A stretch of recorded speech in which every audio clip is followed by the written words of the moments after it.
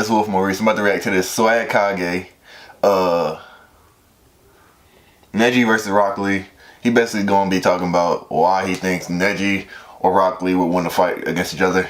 I'm going with Rock Lee, man. Any fucking anime character that trains, fights, and does all this shit with weights on him, and is hella quick, can open the 8 inner gates, more or less. I mean, I can't see how you could really beat him for real, like. So, I'm going with Rock Lee. Comment below who y'all thought was gonna win. Let's get into the video.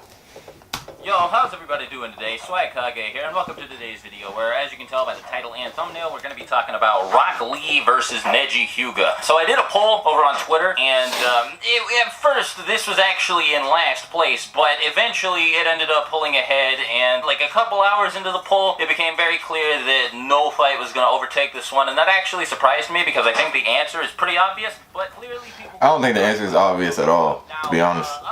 Follow me on Twitter. Wolf X Maurice. I'm not going to spend a whole lot of time breaking down the abilities of both characters for two reasons. The first is that I'm going to have to split the fight into two different rounds. The first being part 1 Lee versus part 1 Neji, and the second obviously being Shippuden Lee versus Shippuden Neji. Here's the thing, right? Like, both of these characters, neither of them really have a whole lot of feats. Lee only really has his fight with Gaara to speak for what he's capable of in part 1, and Neji doesn't have too many fights of his own either. He has his fight against Hinata where he stomps her, and you don't really get to see too much of what he's capable of because he's just fighting against another gentle fist user. Then he has his fight with Naruto, which is actually a pretty important one for scaling him, and I'll talk more about it in a bit. And then he has his fight with Kidomaru, which is, it's not too important, but it does add a bit to the discussion for the time skip. Then in Shippuden, neither of them really do anything anyway, so there's not a whole lot for me to evaluate there. Basically, this is just going to be me talking about the abilities that you already know they have. I mean, pretty much everybody knows what Neji has up his sleeve. You know, he's got rotation, he's got 64 palms, and Shippuden he's got like air palm and all that. Lee has the 8 gates, he has the primary lotus, the reverse lotus, you know, all that stuff. He's never shown to have the ability to use a Sakujaku, though maybe... He didn't talk about Drunken Fist Lee. Sure. But, you know, for the most part, it's just going to be Lee using a whole bunch of punches and using, like, his insane, crazy speed to try and catch Neji off guard, and Neji trying to use the gentle fist to shut down Lee's chakra points. So how would this fight go? Now, I'm just going to be upfront with everybody, right? In part 1, Lee tears Neji apart, and it's not really even close, like, a little bit. A very common rebuttal I'm going to see people throw my way, like, immediately. I'm sure plenty of people are already typing it out, is...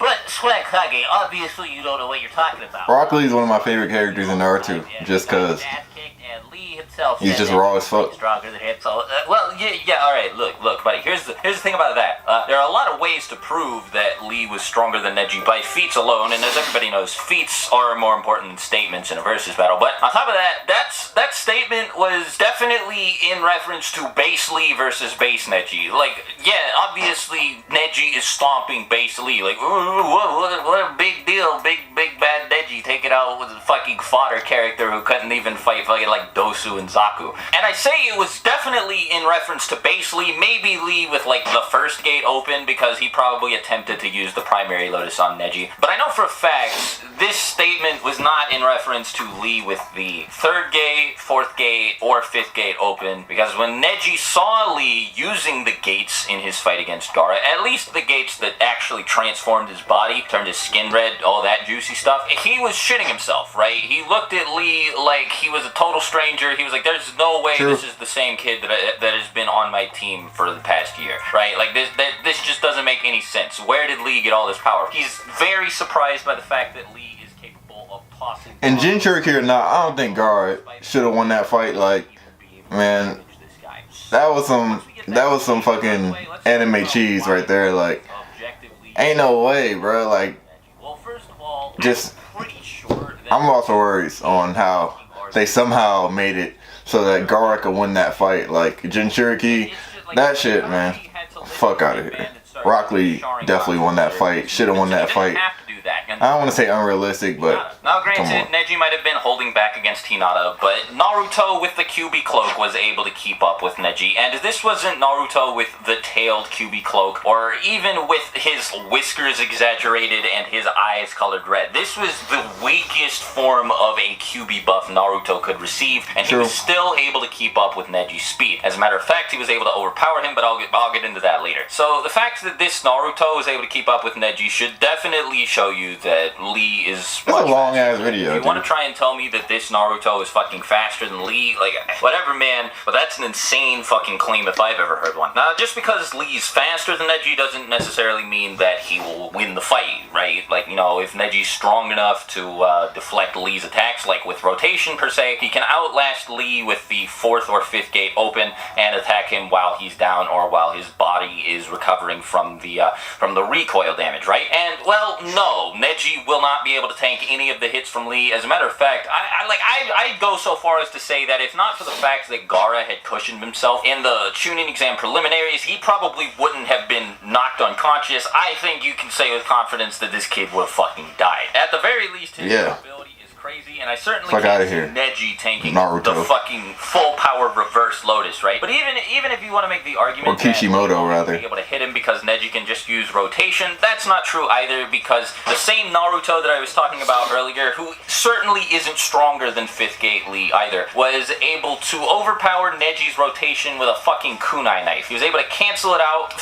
If like borderline base Naruto can do that and then go on to one-shot Neji, there's no way he'd survive a barrage of taijutsu attacks from Lee, even with like the 3rd gate open, much less the fucking 5th. Now, I did think of a counter-argument that you can make with regards to this fight, and that is that Naruto, without the extra 9-tails chakra that he received during the battle against Neji, was able to damage Gaara in his pseudo-Jinchuriki form. And, well, yes, Gaara in his semi-tailed beast state was damaged by Naruto, but this was by 2,000 fucking clones attacking him at once. Before he summoned all of those shadow clones, Gaara was fucking ragdolling Naruto. He made him look like a total bitch, and there was nothing Naruto could do against him. It was after he summoned those clones that he was finally able to do some damage to Gaara, and even then, he almost died. He got caught in a sand coffin, and if he hadn't summoned Gamma Bunta, then he would have gotten crushed to death. Plus, it's also pretty easy to argue that Gaara was weakened, as he'd just tanked a Chidori, and had even been nicked by one when he fought Sasuke in the arena. And now, obviously, Gaara was just fine after this. He was still able to stand up and fight. It wasn't like he was gravely injured from it, but again, you can't argue that maybe he was weakened, and that's why Naruto was even able to damage him in the first place. Now, I think the final nail in the coffin for Neji pre-time skip is the fact that during his battle with Kidomaru, he was, for whatever reason, unable to use rotation in time to deflect the arrow that nearly killed him. And I mean, this thing came really close to ending Neji's life, without a shadow of a doubt. In order to save him, the Leaf had to get this crazy medic circle where all of these medical ninja had to keep swapping out every few hours and just pouring like all of their chakra into this combination jutsu just to save this boy's life. Like, this arrow was serious business, so you would think that knowing this, because Neji's a smart guy, I guarantee that he would be able to figure out if this arrow were to pierce him, he'd be done for, especially because in the fight he does see just how fast and strong it is, like, firsthand. It pierces a tree right next to him, and he looks pretty terrified of it. Point is, you'd think Neji would want to stop this thing, and he would know better than to let it hit him, right? So why didn't he use rotation? There are two